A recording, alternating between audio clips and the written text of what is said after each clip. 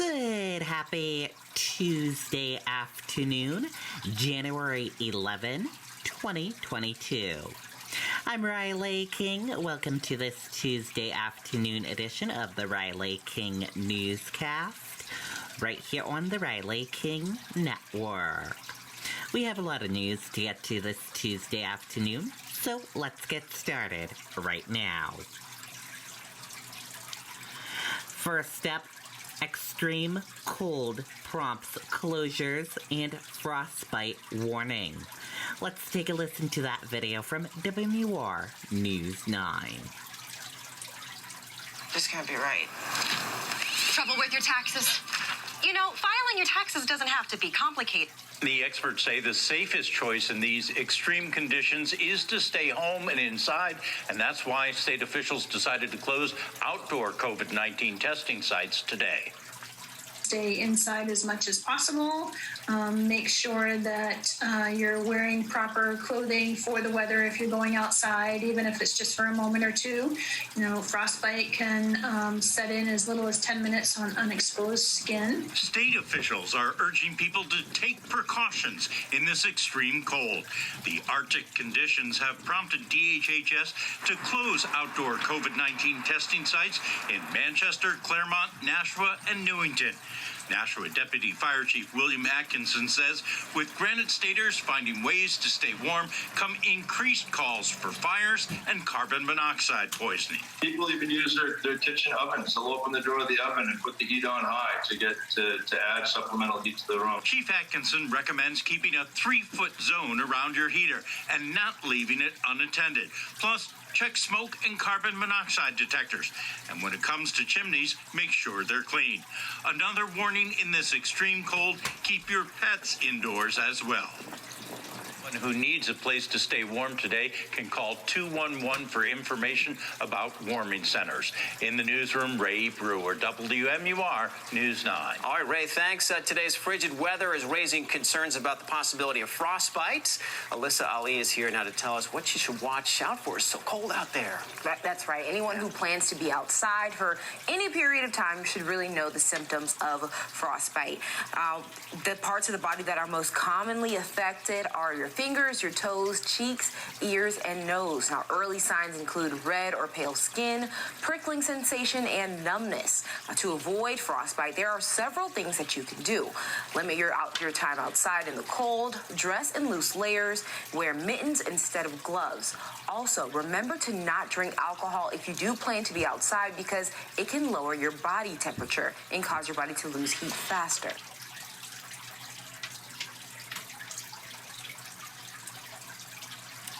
Okay, and there you go on that video and that report.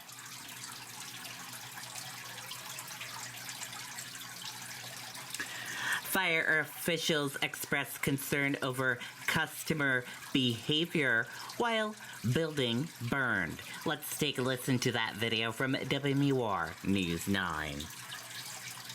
Every Friday, Saturday night, that place is pretty much packed and people are waiting out the door just to get in.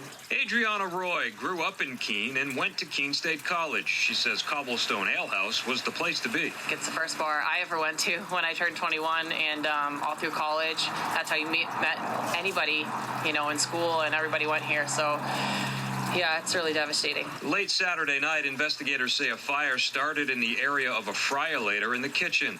Employees tried to put the fire out themselves before calling for help. There was opportunity for people to see smoke and call us. They didn't do that. To identify there was a problem, activate the fire alarm system. They didn't do that. So we had a lot of delays. Fire took hold of the building quickly, but videos circulating on social media show customers seemingly unconcerned, still hanging around in the bar, surrounded by smoke, with fire alarms sounding. Very unsettling and disturbing as a firefighter, fire investigator to see that, knowing that 5 minutes later, the video of fire breaking out the front windows and totally involving that space is what happened. Had they chose to make a poor decision, we could have had a different outcome on this fire. Everyone in the building, including those in the apartments upstairs, got out safely. Investigators say as a business, Cobblestone was code compliant and inspections were up to date at the time of the fire. Now, structural engineers deem the building unsafe and it is considered a total loss with estimated damages over $1 million. In Keene tonight, Jason King, WMUR News 9. Maggie Hassan worked with both parties to ease delivery of goods and reduce costs.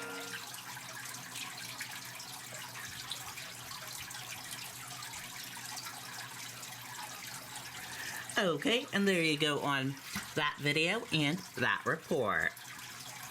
Crews respond to a fire in Gilmington. Let's take a listen to that video from WMUR News 9. Breaking news in Gilmington, where fire crews are on the scene of a 2-alarm house fire. This is on Crystal Lake Road near Pine Circle. Crews are asking everyone to avoid Crystal Lake Road if they can at this point. Okay, and there you go on that video and that report.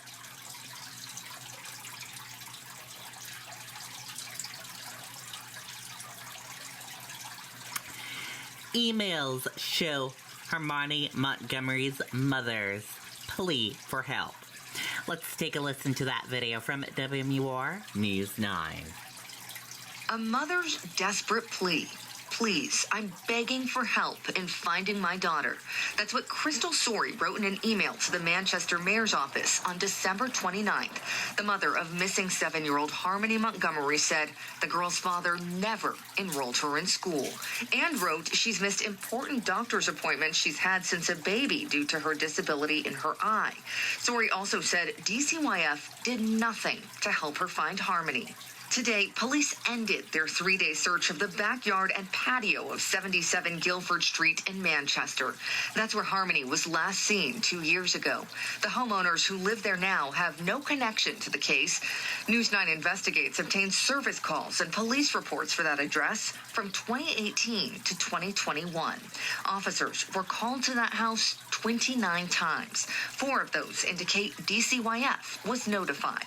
An incident report from 2019 describes clutter and trash in every room, and power had been cut to the house.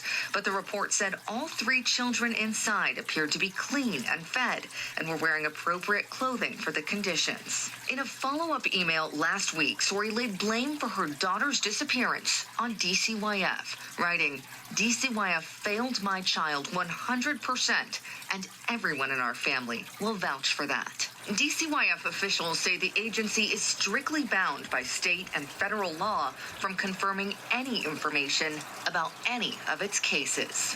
Harmony's father, Adam Montgomery, is being held without bail on felony assault charges against the girl from 2019. His estranged wife, Kayla, also facing charges of welfare fraud. Late today, her lawyer filed a motion to have her $5,000 bail revised.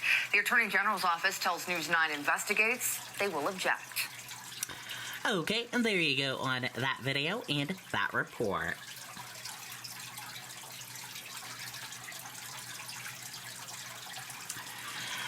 Stepmother of Harmony Montgomery faces more charges. Let's take a listen to that video from WMUR News 9.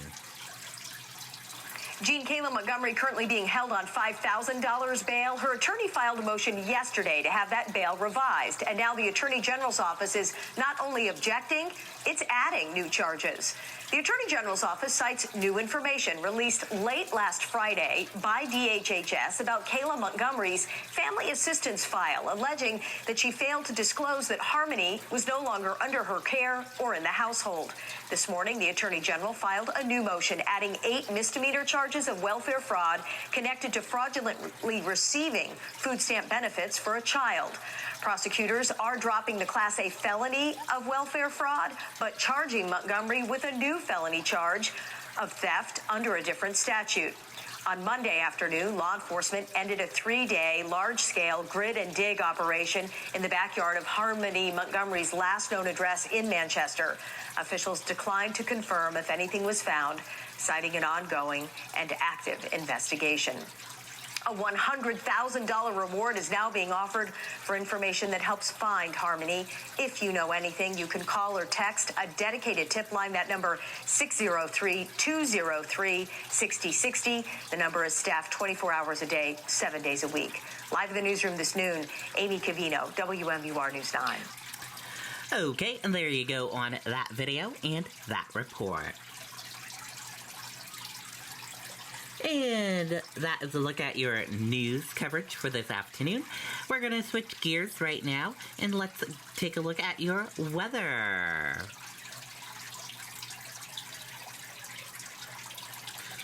The weather right now is 5 degrees and sunny, and it feels like negative 11. Brr out there, very cold. With a full weather forecast, let's go to meteorologist Kevin Skrupa.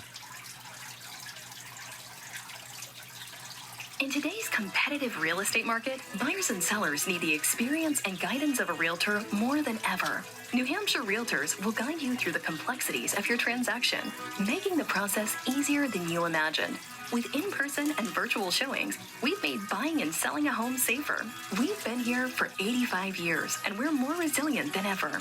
We've adapted quickly, so you can take advantage of great market opportunities. Find your fit at www.n. Some of the coldest air we've had in quite a while continuing to filter in on a gusty northwesterly wind this morning. We have wind chill warnings with double digits below zero wind chills this morning in the North Country, while for southern parts of the state, wind chills sub-zero throughout the day today with high temperatures only in the single digits, maybe getting up around 10 or 12 along the coastline later this afternoon. Even colder tonight, the winds will lighten up, and with clear skies initially, we'll be talking sub-zero readings just about statewide and maybe in the lower single digits above zero closer to the coastline. We will moderate from here, but it will be with quite a few clouds and eventually the chance of a couple of passing snow showers here or there. We did have some snow shower activity around in the southern half of the state as we went through the evening hours, and so there is the potential of a couple of slippery spots out there first thing this morning. Otherwise, it will be sunshine, and it's all about the colder temperatures along with the wind. These are not necessarily your high temperatures. A lot of those have been realized early this morning, but these are the temperatures and what they will look like by 3 o'clock this afternoon. This will be coming with that wind still gusting over 10 to 15 miles an hour, so you're providing wind chills that will likely be sub-zero throughout the day. Here's a look at the actual readings and what we're expecting them to do with full sunshine out there today. We will likely not get above zero in parts of the North Country later on this afternoon, while for southern areas of the state, we'll probably hover around between 5 and 12 later on this afternoon. But again, with the wind, it's going to feel quite a bit colder than that. We're talking anywhere from 18 below to as warm as 2 above in southern areas early tomorrow morning. This will be with some clouds racing in, which actually may help to keep temperatures up by a couple of degrees. And quite a few more clouds will be around on your Wednesday. We'll look for temperatures in the afternoon in the 20s to lower range of the 30s. Here's a look at your wind chill readings. And again, early this morning on Futurecast, you can see they are painting wind chill readings anywhere from the double digits below zero in southern parts of the state to the 20s to even near 30 below zero, hence that wind chill warning for the North Country. We do start to improve some later on this afternoon as the wind lightens. You can see by the time we get to the evening commute, we're still talking sub-zero wind chills, and then the temperatures themselves are going to likely do that overnight tonight. So we'll have a light wind around tomorrow, but it will be cold to start. From there, you'll notice later this week, a couple of passing snow showers a possibility with a front on Thursday. We're back to sunshine Friday, and it does look like as we head into the weekend, we will also start with partial sunshine on Saturday, and then back to full sunshine Sunday. A little bit of a quieter stretch of weather for us here going forward. So 15 to 25 later on today. This will be with the bitter wind chills and the gusty winds. You'll notice later this evening, temperatures drift back as cold as 18 below in parts of the North Country and as warm as 2 or 3 degrees closer to the shoreline. Mid-20s to mid-30s tomorrow with a lot more clouds around, and you notice in the 7-day forecast, nothing more than a couple of passing snow showers here and there. Okay, and there you go on that weather forecast. And that does it for this afternoon edition of the Riley King Newscast right here on the Riley King Network. Thank you for tuning in and watching. Have a great rest of your day, everyone. Goodbye.